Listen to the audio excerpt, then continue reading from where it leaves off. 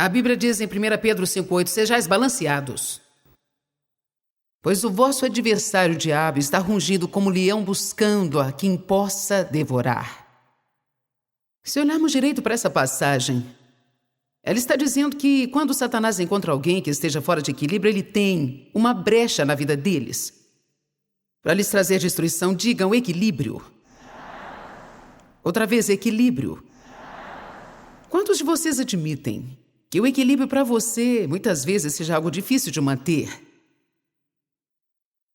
Você sabe por quê? Porque a carne, que está cheia de excessos e extremos, é o playground do diabo. O diabo não se importa se não fazemos bastante de alguma coisa ou algo demasiadamente, contanto que continuemos desequilibrados. Eu acho que podemos perder o equilíbrio em todas as áreas. Acho que as pessoas podem perder o equilíbrio em dar. Você pode estar dando para todo mundo sem estar suprindo as necessidades da sua própria família e filhos. Eu conheço um homem que até hoje está amargurado com a igreja, porque, enquanto estava crescendo, seu pai era tão religioso que ele acabou dando praticamente tudo o que ele tinha para a igreja e seus filhos passavam necessidades. Todo mundo precisa dar e fazer o que a palavra diz. Todos precisamos obedecer à palavra e caminhar mais uma milha. Sou a favor de dar, para falar a verdade. Eu tento praticar um estilo de vida de dar, então dizer isso eu certamente... Não estou falando para ninguém não dar, mas tem pessoas que perdem o equilíbrio em todas as coisas. Todas as coisas, desde comer, de não dormir, de dormir demasiadamente, não limpar a casa ou tentar mantê-la tão limpa que ninguém pode morar nela e por aí vai. Compreendeu? Precisamos encontrar equilíbrio. Posso garantir que tem pessoas aqui hoje tem mulheres aqui que não cuidam de suas casas da forma que deveriam cuidar. E tem outras pessoas que são tão fanáticas que você deixa isso controlar você e todos os que estão ao seu redor. Eu já fui assim. Eu limpava minha casa do chão ao teto todo dia e ninguém podia sequer viver nela. Toda vez que as crianças tiravam os brinquedos da caixa, mandava colocá-los lá. Iam bagunçar a minha casa. Mas se eles não estivessem fazendo nada e estivessem me irritando, eu dizia, vá brincar. Então eles pegavam os brinquedos e eu dizia, vá guardá-los. Amém? Bem, eu falei uma coisa da última vez que eu quero relembrar, porque eu creio que é uma afirmação poderosa que Deus me deu. Quando uma verdade é apresentada como verdade única, ela pode se transformar em engano. Ou quando uma verdade é apresentada como toda a verdade. Olha aqui, uma coisa pode ser verdadeira, mas pode não ser a única coisa verdadeira. É verdade que eu preciso ser uma esposa submissa, como também é verdade que o meu marido precisa me amar da forma que Cristo amou a igreja.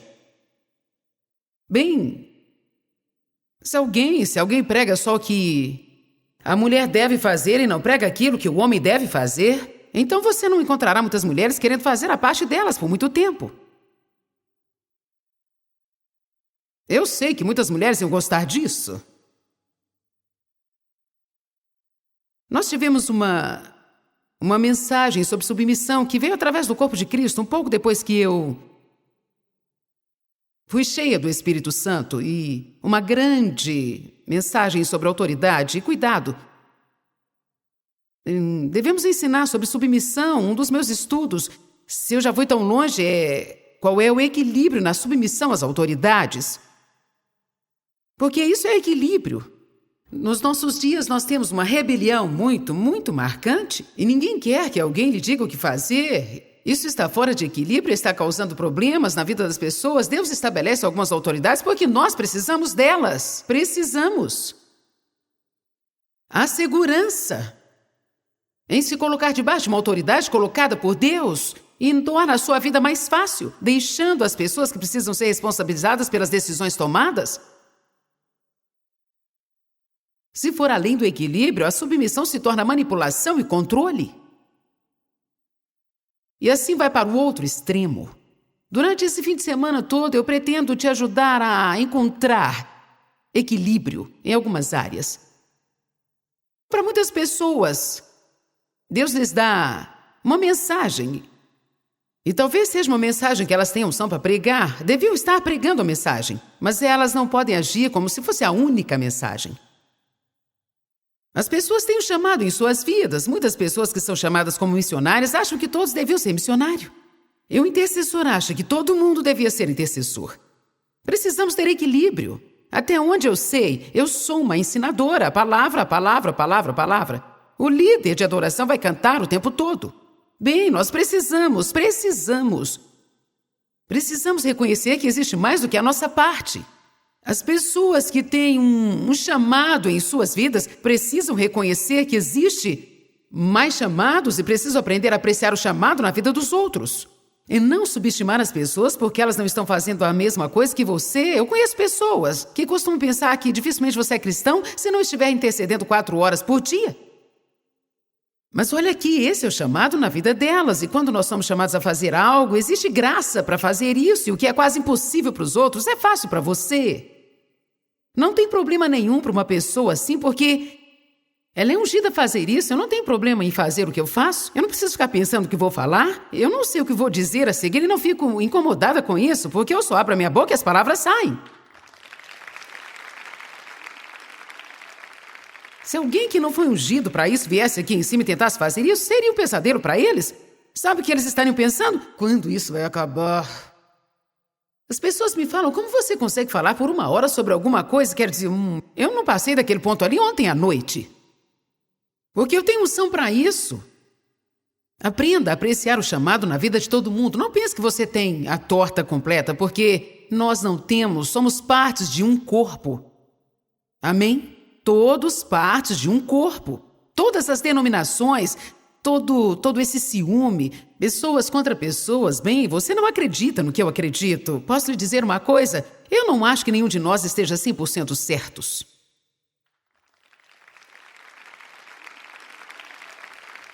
Porque o homem se envolve, e muitas das doutrinas das igrejas são doutrinas criadas pelo homem.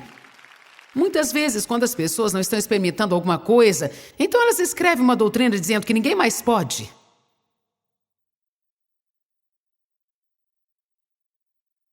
Nós começamos ontem com a história de um exemplo de como algo pode ir a um extremo e para o outro e ser um grande problema. É um problema viver pelos sentimentos, como também é um problema negar a existência dos nossos sentimentos.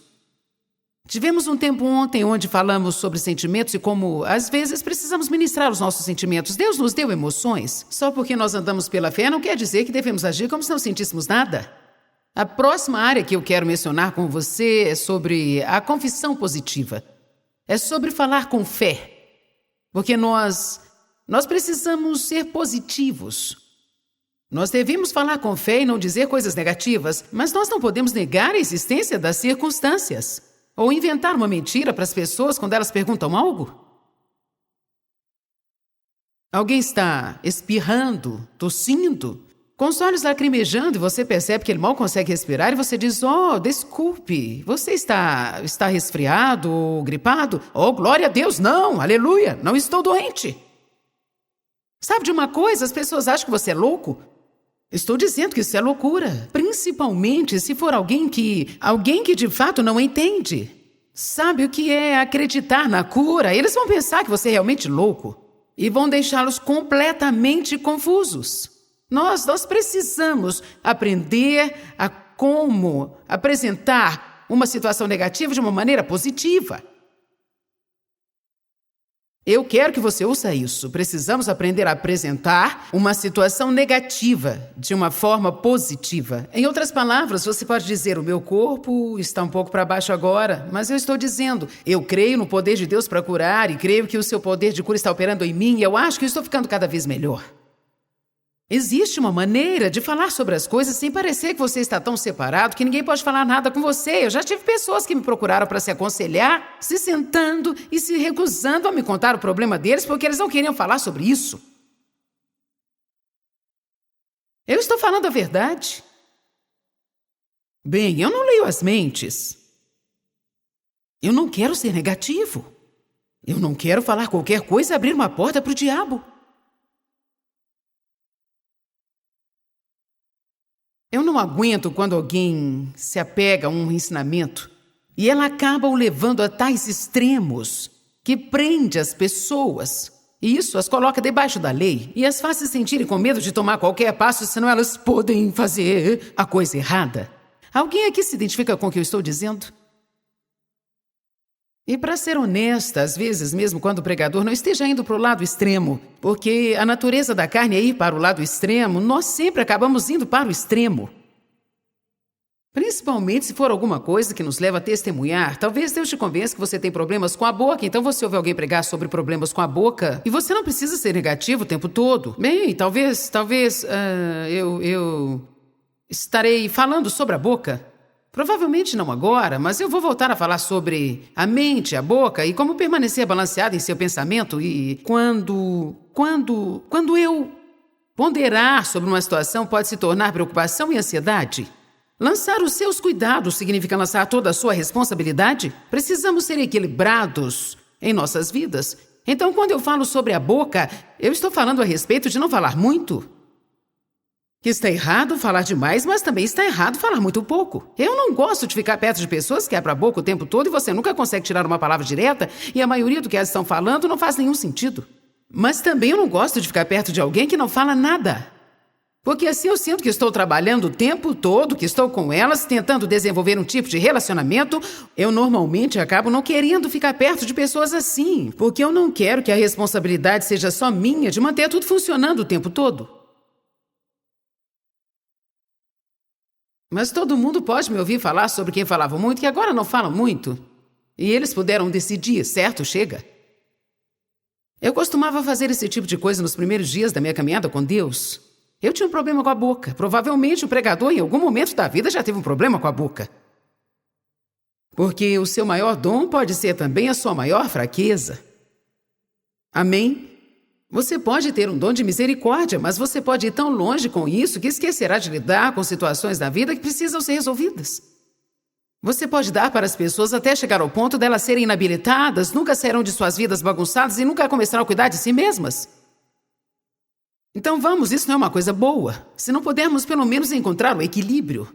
Nós temos pessoas no escritório que têm o dom de misericórdia. Vou te falar uma coisa, eles poderiam dar o ministério todo para todo mundo que liga para cá e tem uma necessidade. Se nós não tivéssemos algumas pessoas que andam um pouco mais na lógica e no bom senso, assim como ajudar as pessoas, elas querem saber se essas pessoas precisam de ajuda. Ou se elas estão estão vagando de lugar em lugar, só pegando o que as pessoas que trabalham duro têm. Paulo, na igreja primitiva, eles não viviam assim. Existiam algumas características para definir uma verdadeira viúva. Se alguém era realmente viúva, então a igreja cuidava dela. Se ela não fosse uma verdadeira viúva, então não sei o que fazia. E ele diz que quem não trabalha não come. Nós perdemos o equilíbrio com essa coisa de cuidar de todo mundo. Sim, eu quero ajudar o pobre. Nós gastamos muito dinheiro para ajudar o pobre. Nós queremos ajudar o pobre, mas parte da ajuda ao pobre é ensiná-lo a não permanecer pobre. Não é só alimentá-lo e fazer tudo por ele. O ministro veio me falar, nós estávamos conversando e ele disse uma coisa que eu gostei muito. Ele disse, sabe, muitas vezes quando as pessoas dão, elas não estão dando para os pobres, elas estão ajudando a si mesmas a se sentirem melhor. A se sentirem mais espirituais, porque ele disse a verdade, se você só dá ao pobre e você não os ensina como sair da pobreza, você não lhe deu nada. Na verdade, tudo o que você fez foi resolver o problema dele mais um dia. Todo mundo diga equilíbrio. Antes eu vi a mensagem sobre manter a sua boca fechada. Então, eu tomei uma decisão. Chega, glória a Deus, não vou abrir minha boca amanhã. Não arrumarei nenhum problema porque eu não vou dizer nada. Ou se o Dave me corrigisse, você não devia dizer isso, você devia, sabe, você devia, é como, ok? Sempre eu. Bem, eu vou consertar, não vou falar nada. Essa é uma maneira carnal, humanística de consertar nossos problemas. Se estamos sem equilíbrio, então agora nós vamos consertar isso indo para o outro extremo. Então eu acordava no outro dia e não conversava com ninguém. Se alguém dissesse alguma coisa, eu respondia, Então, se passava algumas horas e alguém me dizia, qual é o seu problema? Então, isso me deixava irritado. Eu pensava, chega! Se eu fizer isso, eles não vão gostar de mim. Se eu fizer aquilo, eles não vão gostar de mim. Ninguém gosta do que eu estou fazendo. Tudo sou eu. Não faço nada direito. Depois eu comemorava uma festa de autopiedade e depressão. Eu estava neste ciclo por anos na minha vida. Até que finalmente eu descobri, sejais bem equilibrados, pois o vosso adversário, o diabo, ruge como leão buscando a quem possa devorar. Todo mundo diga equilíbrio. Quantos aqui de vocês podem se lembrar de alguma área em sua vida que provavelmente esteja fora de equilíbrio? Olha só, Deus enviou o grupo certo para o lugar certo na hora certa.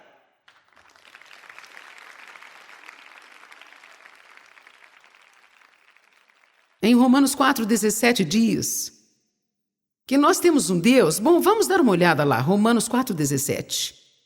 Romanos 4,17, como está escrito, eu te fiz o pai de muitas nações. Por pai de muitas nações te constituí perante aquele no qual creu, que dá vida ao morto e fala das coisas que não existem, como se todas elas já existissem. Então está dizendo que mesmo antes que Abraão se tornasse o pai de muitas nações, Deus mudou seu nome de Abrão para Abraão, que significa pai de muitas nações. Toda vez que alguém dizia Abraão, eles estavam dizendo, você é o pai de muitas nações. Também tinha Sarai, que era estéril. E Deus falou para ela que ela ia ter um filho, e ele mudou o nome dela para Sara, que significa princesa. Os nomes significavam mais para as pessoas daquele tempo do que agora. Meu nome significa pequena pregadora com espírito alegre. Meu primeiro nome não é Joyce, é Pauline. Paulo foi um pregador e ele era pequeno e escreveu as epístolas paulinas. Deus me mostrou isso através de um livro de nomes, que Pauline significa pequena. Paulo foi um pregador, então muitas pessoas dizem significa pequeno pregador e meu nome Joyce significa espírito alegre. Nosso Deus é um Deus tremendo. Todas as coisas que estão na palavra de Deus, todas as promessas de Deus, nós podemos, por direito e legalidade, pela palavra de Deus, podemos trazer essas coisas à existência e podemos alcançar no reino espiritual o que nós não podemos ver e assim podemos alcançar as promessas de Deus com as palavras da nossa boca e profetizar isso à existência. Você as traz à existência. Definitivamente, essa é uma verdade que você recebe e que você fala. Se você continuar dizendo, não consigo nada, ficará quebrado a sua vida inteira. Se você continuar falando bem, nunca vou me casar, provavelmente nunca vai se casar. Toda vez que eu me caso, eu arrumo um idiota, bem, prepare-se para mais um idiota. Sério, você precisa vigiar o que fala. Temos que ter cuidado. Ezequiel nos diz, profetiza aos ossos secos. Profetize a palavra de Deus sobre eles. Você não pode sair clamando por algo que não está na palavra de Deus, mas se alguma coisa estiver na palavra de Deus, você tem o direito de falar isso sobre a sua vida e você faz isso com fé. Mas agora, não queira fazer isso no meio de um monte de incrédulos. Faça sua confissão em particular. Anos atrás, eu fiz uma lista de mais de 100 confissões. Nenhuma delas era verdadeira na minha vida até então. Eu falei sobre como eu andava em amor, como eu era doce, como eu tinha tantos compromissos para pregar e na época eu não tinha nenhum compromisso. Ninguém jamais tinha me chamado para pregar. E agora nós temos centenas de oportunidades a cada mês que nós não podemos nem aceitar todas, porque somos tão abençoados que não fazemos nossas próprias conferências. Eu disse que todos os meus filhos estariam casados com alguém nascido de novo, cheio do Espírito, e que todos trabalhariam no ministério. Hoje isso é verdade para cada um deles. Para todos eles. Existem coisas reservadas no reino espiritual que nós não estamos proclamando. Quando Deus criou tudo que nós vemos, Ele fez isso com palavras. Deus disse, haja luz e então houve luz. Deus disse. Quando Jesus foi tentado por Satanás e ele estava lutando contra ele no deserto, quando Satanás trazia uma tentação, Jesus dizia, está escrito. Está escrito. Satanás precisa se dobrar a isso. Mas o outro extremo aqui é, se nós falamos as coisas positivas, declaramos as coisas que não existem como se existissem, significa que se eu tiver um problema na minha vida, eu tenho que recusar o fato de que eu tenho esse problema? Significa que eu não posso compartilhar meu problema com ninguém? Isso significa que eu não posso pedir oração pelo meu problema? Não, não significa nada disso. Mas eu posso dizer, existem alguns fatos. Isso é um fato. Tenho dor nas costas, este é outro fato. Meu filho está nas drogas.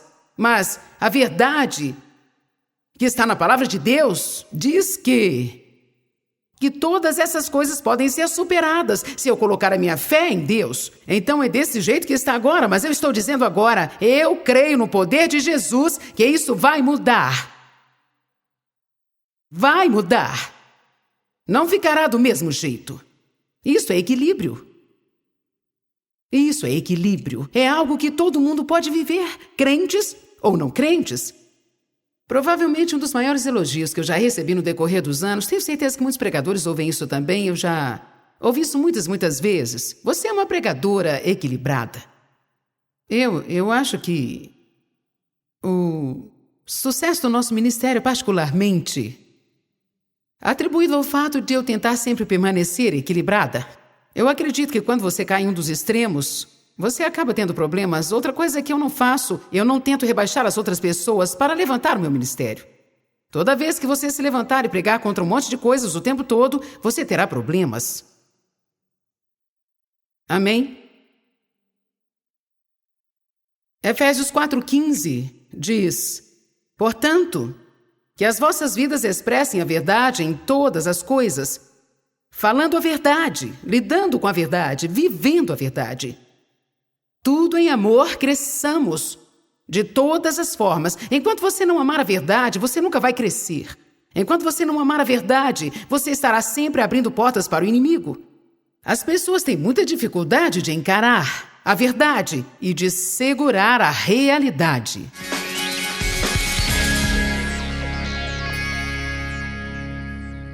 Novamente, hoje eu quero te encorajar com todo o meu coração a você olhar se realmente está vivendo uma vida equilibrada. É tão fácil sair do equilíbrio em diversas áreas se o diabo puder fazer com que não façamos nada. Ele tenta nos fazer ficar envolvidos, fazer algo que parece bom demais. Isto se torna um problema. Existem pessoas que se tornam realmente espirituais demais. Elas gastam tanto tempo em coisas espirituais que não cuidam das coisas em suas vidas, que elas precisam cuidar de suas casas, de suas famílias. Eu realmente quero te encorajar. Mantenha uma vida equilibrada.